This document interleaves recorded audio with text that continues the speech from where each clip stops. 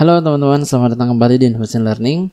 Jadi di video kali ini kita akan fokus membahas soal-soal TIU yang sering keluar begitu di seleksi CPNS dan sekolah kedinasan. Nah teman-teman, silahkan menyiapkan catatan karena kita akan mengupas tuntas setiap soal dengan cara yang mudah dipahami. Ada beberapa bentuk soal yang akan kami bahas tentunya, mulai dari kemampuan verbal, bentuk soal analogi. Ini bentuk soal analogi terbaru teman-teman. Kemudian ada juga kemampuan numerik. Nanti kita akan menghitung perbandingan kuantitatif dan lain sebagainya. Jadi bagi teman-teman yang belum, mohon bantuannya untuk subscribe channel ini agar Infosin Learning ini bisa semakin berkembang. Nah seperti biasa, teman-teman bisa pause dulu videonya sembari mengerjakan soal-soal berikut ya. Terlebih dahulu, semangat belajar dan mari kita mulai.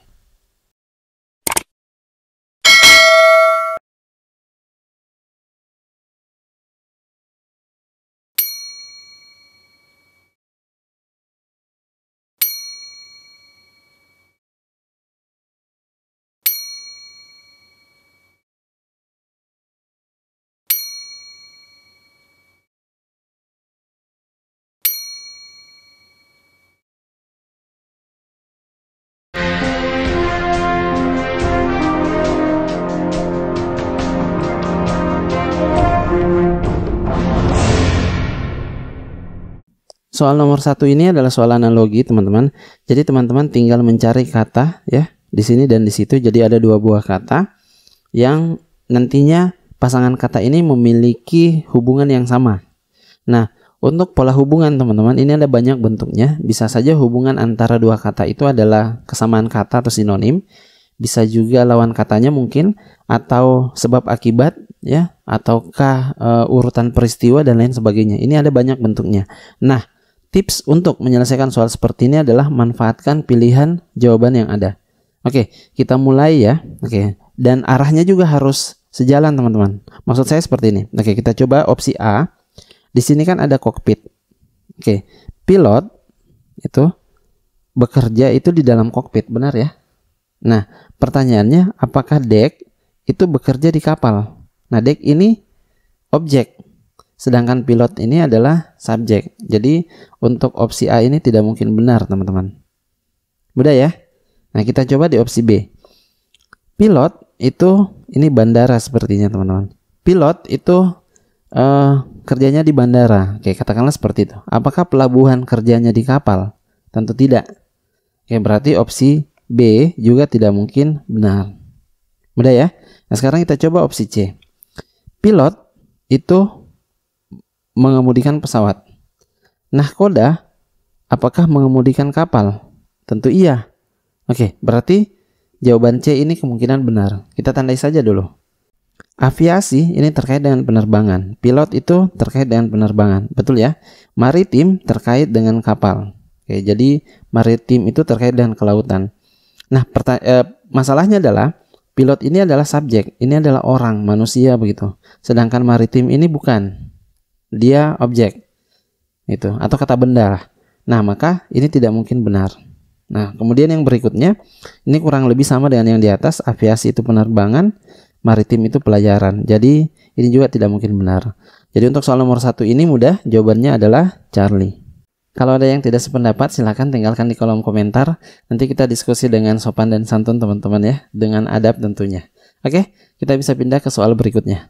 Nah, soal nomor 2 ini teman-teman, ini adalah bentuk soal baru yang muncul di SKD CPNS tahun 2023 yang lalu. Nah, ini adalah pengembangan dari bentuk soal yang seperti tadi. Jadi, bentuk soal yang seperti ini. Kalau teman-teman biasa melihat bentuk soal seperti ini ya, profesor itu, kemudian titik 2, akademik, ya, kemudian sama dengan itu. Kemudian ada kata nanti, kemudian kata. Nah, soal ini kemudian dikembangkan menjadi bentuk seperti nomor 2 ini, teman-teman. Oke, jadi mudah-mudahan soal ini juga muncul tahun ini. Silahkan disimak baik-baik. Nah, profesor, jadi soalnya katanya gini.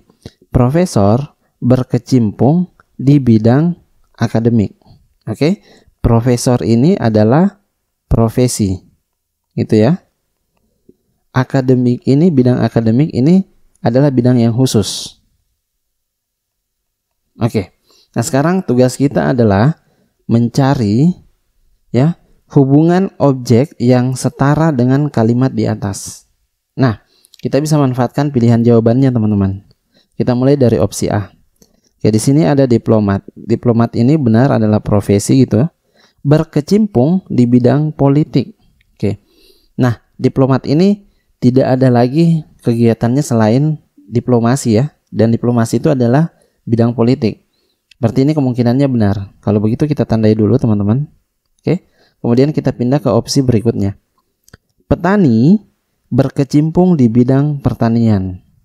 Oke, ini secara umum konteksnya benar bahwa petani itu memang di bidang pertanian. Tetapi petani ini bukan profesi yang secara khusus bekerja di bidang pertanian.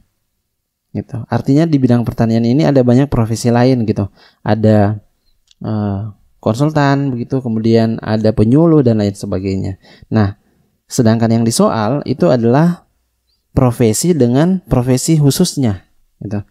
Berarti untuk opsi B ini bisa kita eliminasi. Nah, sekarang kita pindah ke opsi berikutnya. Chef berkecimpung di bidang kuliner. Kuliner ya. Nah, ini secara intuisi mungkin kita mengatakan ini benar. Tetapi chef itu tidak secara khusus di bidang kuliner gitu. Maksud saya begini, chef itu semua orang yang bisa masak itu tidak serta-merta dikatakan chef. Jadi profesi ini itu untuk bidang tertentu gitu. Jadi kita bisa eliminasi opsi C. Kemudian yang berikutnya, atlet berkecimpung di bidang kesehatan. Jangan terkecoh, teman-teman. Atlet ini berkecimpung di olahraga. Oke, berarti ini bisa kita eliminasi. Nah, terakhir E, musisi berkecimpung di bidang seni. Ini secara umum memang benar, tetapi yang diminta secara khusus. Kalau di situ ditulis adalah bidang musik, mungkin jawabannya benar. Berarti kita bisa eliminasi yang E. Nah, sekarang jawabannya tinggal alfa. Berarti untuk soal nomor 2 ini jawabannya tentu adalah alfa. Nah, mungkin ada yang tidak puas, silahkan teman-teman tinggalkan di kolom komentar, nanti kita berdiskusi. Teman-teman yang lain juga silahkan menanggapi, kita diskusi dengan adab tentunya. Oke, kita lanjut ke soal berikutnya. Oke, soal nomor 3, ini adalah soal aritmatika sosial, teman-teman. Jadi katanya begini, Budi membeli buku seharga 15.000. Oke, membeli, ini adalah harga beli. Kemudian ia menjual kembali. Oke, ini adalah harga jual, itu sebesar 18.000. Nah, yang ditanyakan apa? Persentase keuntungan. Nah, mudah-mudahan teman-teman ingat, persentase untung itu adalah untung dibagi harga beli dikali 100%. Gitu ya. Oke, ini bisa dengan mudah kita selesaikan, teman-teman. Untung, harga jualnya kita kurang harga belinya. Nah, selisihnya adalah 3.000. Oke, kemudian kita bagi harga belinya adalah 15.000. Ini tinggal kita kali 100%. Oke. Nah, sekarang ini bisa kita coret 3 dibagi 3 1, 15 dibagi 3 5. Oke, 100. Oke, 100 dibagi 5 hasilnya 20. Yang tinggal adalah 1 kali 20. Hasilnya adalah 20%. Jadi jawaban yang benar untuk nomor 3 ini adalah Charlie. Oke, soal berikutnya katanya begini. Pak Ari membeli 2 keranjang apel itu dan dijual kembali, harganya 325.000. Nah, ini adalah harga jual, teman-teman. Jangan keliru ya. Nah, ternyata dari penjualan itu Pak Ari mendapat untung 30%. Pertanyaannya adalah, berapakah harga beli sekeranjang alpukat? Oke, jadi yang ditanya harga 1 keranjang, teman-teman. Nah, ini harga jual 2 keranjang. Oke, sekarang kita masuk ke bentuk umumnya dulu.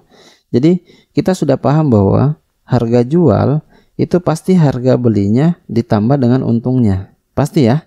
Nah, untung itu ya, untung itu selalu dari harga beli. Jadi karena di sini diketahui dia untung 30%, berarti 30% itu dari harga beli, teman-teman. Oke, ini kita sepakati dulu. Nah, kalau kita sudah sepakat, berarti saya bisa tulis seperti ini. Harga jual itu sama dengan harga beli ditambah 30% harga beli. Oke, karena kata dari di sini artinya dikali.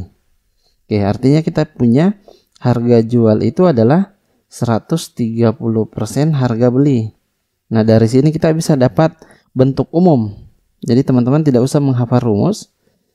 Jadi ketika nanti dapat soal seperti ini, teman-teman tinggal begini saja. Harga beli sama dengan harga jualnya dibagi ini 100 ditambah berapa persen untungnya.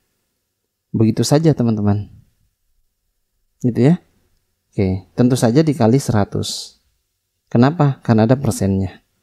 Oke, kalau teman-teman mau menghafal rumus ini silahkan. Kalau tidak mau juga menggunakan analogi seperti ini juga bisa. Oke, sekarang tinggal kita gunakan saja. Harga jualnya berapa? 325.000 ya. Oke, sama dengan 130%, itu kan 130 dibagi 100 dikali harga beli. Ini yang kita cari. Nah, sekarang ini bisa kita sederhanakan teman-teman. Nolnya 1 bisa kita coret. Nah, kalau ini 325.000 dibagi 13 itu 25.000. Oh, 25.000. Oke, nanti tinggal dikali dengan 10. Berarti kita bisa peroleh harga beli itu sama dengan 25.000. 10 yang ada di sini tinggal kita kali ke sana. Oke, kali 10. Hasilnya adalah 250.000. Oke, ini harga beli kalau 2 keranjang, teman-teman. Nah, yang ditanyakan soal ini apa? Sekeranjang, berarti tinggal kita bagi 2. Jadi jawaban yang benar untuk nomor 4 adalah delta.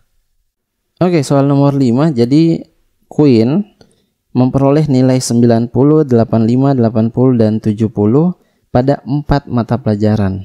Nah, nilai mata pelajaran kelima supaya rata-ratanya menjadi 84 itu berapa? Itulah nilai A. Nah, jadi soal ini akan kita bandingkan nilai A dan nilai B. Oke, sekarang tugas kita adalah mencari nilai A. Nah, kalau situasinya seperti ini teman-teman, ada tambahan 1 nilai, maka teman-teman bisa memanfaatkan rata-ratanya. Oke, jadi langsung saja teman-teman, nilai kelima atau saya misalkan X, nilai kelima itu tinggal teman-teman kali saja rata-ratanya dengan banyaknya nilai. Kemudian teman-teman kurangkan dengan jumlah dari nilai sebelumnya. Oke, ini kita jumlahkan gitu ya. Nah, 84 kali 5 itu berapa? 420 dikurang. Ini kalau kita jumlahkan hasilnya adalah 325. Nah, kalau ini kita kurangkan hasilnya berapa? 95. Nah, itulah nilai A. Jadi kita punya nilai A sama dengan 95. Oke. Sedangkan nilai B-nya adalah 88. Jadi hubungan yang tepat untuk soal nomor 5 adalah alfa. Oke, kita masuk ke soal yang terakhir. Jadi katanya begini. Kalau mau membuat 15 kue, seorang pembuat kue itu perlu tepung 300 gram. Nah, kira-kira kalau dia mau bikin 40, berapa gram tepung yang diperlukan? Oke. Jadi banyak kue dan banyak tepung. Ini dua hal yang perlu dipertimbangkan teman-teman. Nah, katanya kan begini. Kalau 15 kue yang dibutuhkan itu tepungnya sebanyak 300 gram. Oke. Untuk 40 kue, pertanyaannya ini butuh berapa? Oke, kita misalkan saja X. Nah, kalau teman-teman perhatikan, banyaknya kue ini bertambah ya, dari 15 menjadi 40. Secara logika, tepung yang dibutuhkan juga pasti lebih banyak atau bertambah. Nah, sama-sama bertambah berarti ini adalah perbandingan senilai teman-teman. Nah, kalau perbandingan senilai kita apakan? Kita kali silang. 15 kita kali X, jadinya 15X sama dengan 40 kita kali 300. 40 dikali 300. Oke. Sekarang ini bisa langsung disederhanakan sebenarnya, tapi kita pindahkan saja dulu 15-nya. Nanti diperoleh 40 dibagi 300 per 15. Nah, sederhanakan saja teman-teman ya. 300 dibagi 15 itu berapa? 20 ya. Gitu. Nah, berarti tinggal 40 kali 20. Jawabannya adalah 800 gram. Jadi, untuk soal nomor 6 ini, jawaban yang tepat adalah Charlie. Oke, saya kira itu dulu teman-teman untuk bagian pertama ini. Nanti insya Allah kami akan membuat video-video selanjutnya. Mudah-mudahan bisa istiqomah. Bagi teman-teman yang belum, sekali lagi silahkan mohon ya membantu kami untuk subscribe dan share sebanyak-banyaknya channel ini supaya Infusion ini bisa berkembang seperti channel-channel yang lain tentunya, supaya kami juga bisa bikin buku, bisa bikin kelas persiapan dan lain sebagainya.